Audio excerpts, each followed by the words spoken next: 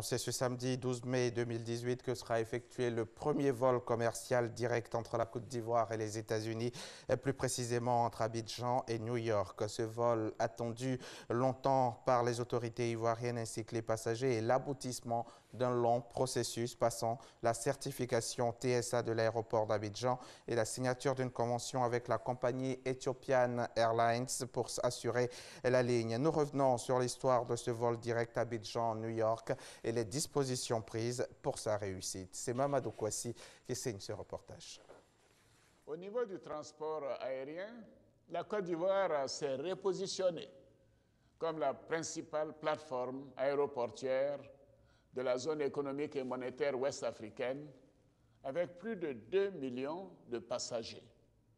Cela devrait s'intensifier avec l'établissement de vols directs entre Abidjan et les États-Unis dans le courant du premier semestre 2018.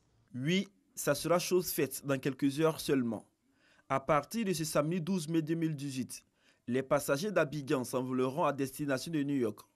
Un vol commercial direct entre les États-Unis d'Amérique et la Côte d'Ivoire. La concrétisation d'un long processus. Ça fait à peu près 20 ans que nous courons donc après cette destination, après cette liaison aérienne. Grâce au leadership du président et grâce au travail fait donc, par mon prédécesseur, nous avions eu donc, la première certification donc, de l'aéroport Houphouët-Boigny il y a 3 ans. Il fallait confirmer donc, cette certification. Nous avons réussi donc, à obtenir donc, cette certification définitive TSA, donc, nécessaire pour aller aux États-Unis. Ce vol commercial direct entre Abidjan et New York vient renforcer la coopération économique entre la Côte d'Ivoire et les États-Unis d'Amérique, tout en rapprochant la diaspora ivoirienne de son terroir. Pour que cela se fasse, il fallait qu'il y ait une compagnie aérienne donc, certifiée elle-même aux États-Unis et qui veuille bien donc, nous accompagner.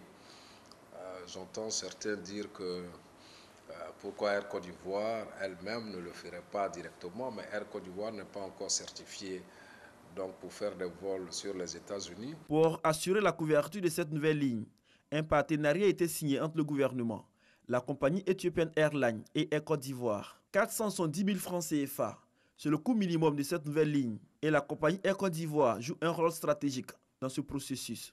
Le fait que Ethiopian fasse le vol direct Abidjan-New York nous permet donc d'alimenter donc ce vol. Et comme vous le savez, c'est 3 vols par semaine. Et quand l'avion revient à Abidjan, nous, les passagers peuvent également, à partir d'Abidjan, rejoindre les autres capitales de l'Afrique occidentale et de l'Afrique centrale.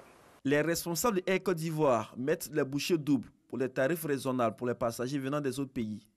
Si par exemple quelqu'un de Bamako utilise ce genre de vol, on va lui appliquer un tarif moyen entre Bamako et New York.